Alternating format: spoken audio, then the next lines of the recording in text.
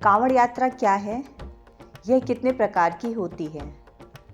कांवड़ यात्रा भगवान शिव के भक्तों द्वारा प्रतिवर्ष मनाया जाने वाला एक शुभ तीर्थ है, जिसमें वे गंगा जल को रोकने के लिए हिंदू तीर्थ स्थलों की यात्रा करते हैं और फिर स्थानीय भगवान शिव मंदिरों में गंगा जल चढ़ाते हैं।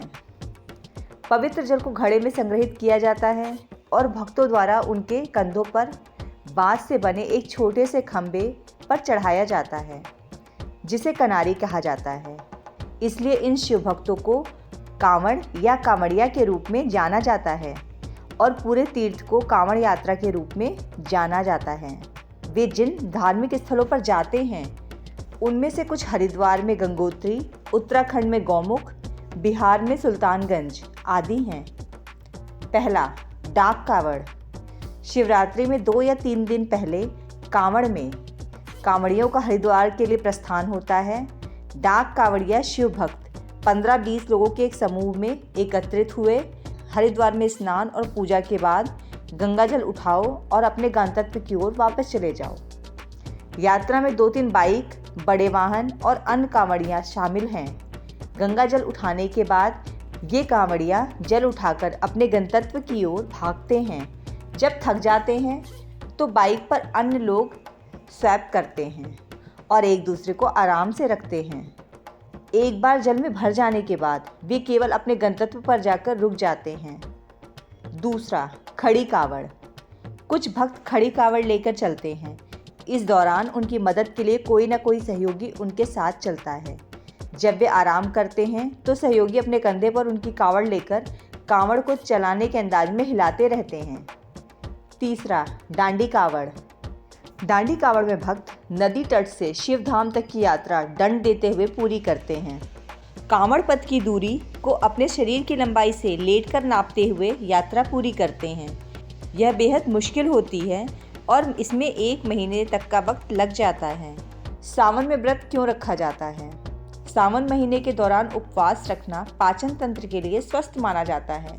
श्रावण के दौरान होने का कारण बारिश होती है और साथ ही सूर्य की रोशनी कम होती है और इसलिए यह पाचन तंत्र को धीमा कर देता है।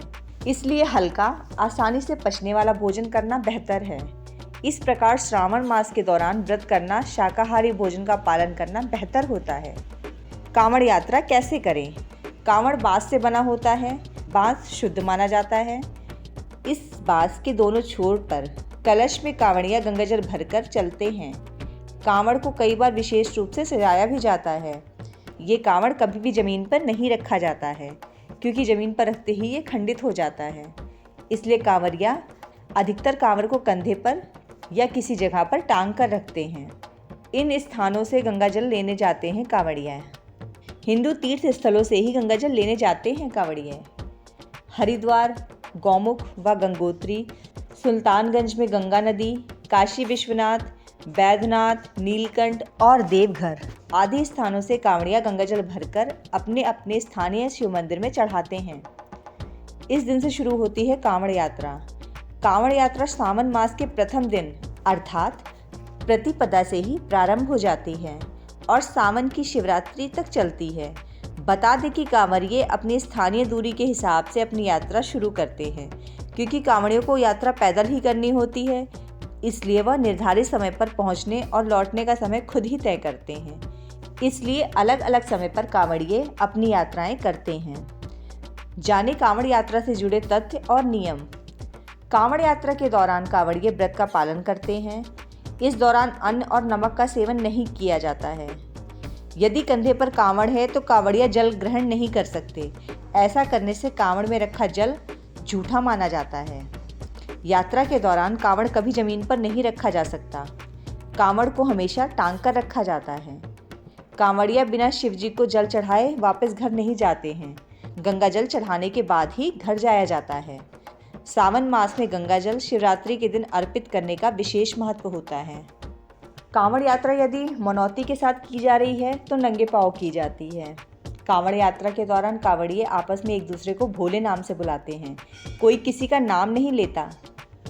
कांवड़िये गंगाजल लेने हरिद्वार क्यों जाते हैं?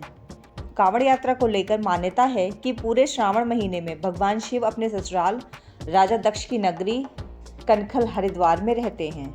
इस समय भगवान विष्णु के शयन में जाने के कारण तीनों लोक की देखभाल भगवान शिव ही करते हैं। यही वजह है कि कांवड़िए श्रावण मास में गंगा जल लेने हरिद्वार जाते हैं। क्यों होती है कांवड़ यात्रा? सावन में हर साल लाखों कांवड़िए हरिद्वार जाते हैं और कांवड़ में गंगा जल भरकर पैदल यात्रा शुरू करते हैं। कांवड़िए अपने कांवड़ में जो गंगा जल भरते हैं उससे सावन की चतुर्दशी पर भगवान शिव का अभिषेक किया जाता है। मान्यता है कि समुद्र मंथन के दौरान समुद्र से विष निकला था, जिसे जगत कल्याण के लिए भगवान शंकर ने पी लिया था। उसके बाद भगवान शिव का गला नीला पड़ गया और तभी से भगवान शिव नीलकंठ कहलाने लगे। भगवान शिव के विष का सेवन करने से दुनिया तो बच गई, लेकिन भगवान शिव का शरीर जलने लगा। ऐसे में देवताओं ने उन पर जल अर्पित करना शुरू कर दिया। इसी मान्यता के तहत कांवड़ यात्रा शुरू हुई। कांवड़ यात्रा को श्री राम ने शुरू किया था। ऐसी मान्यता है कि भगवान राम पहले कांवड़िए थे। कहते हैं श्री राम ने झारखंड के सुल्तानगंज से कांवड़ में गंगा जल भरकर बाबा धाम के शिवलिंग का जलाभिषेक किया था। पुराणों के अनुसार इस यात्रा की शुरुआत समुद्र मंथन के समय पर हुई थी। समुद्र से निकलने वाले विष को पीने की वजह से शिव का गला नीला पड़ गया और तब से वह नीलकंठ कहलाए।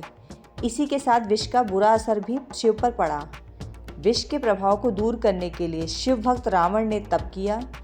इसके बाद दशानन कांवड़ में जल भरकर लाया और शिव जी का जलाभिषेक किया। इसके बाद शिव जी विष के प्रभाव से मुक्त हुए। कहते हैं तभी से कांवड़ यात्रा शुरू हुई।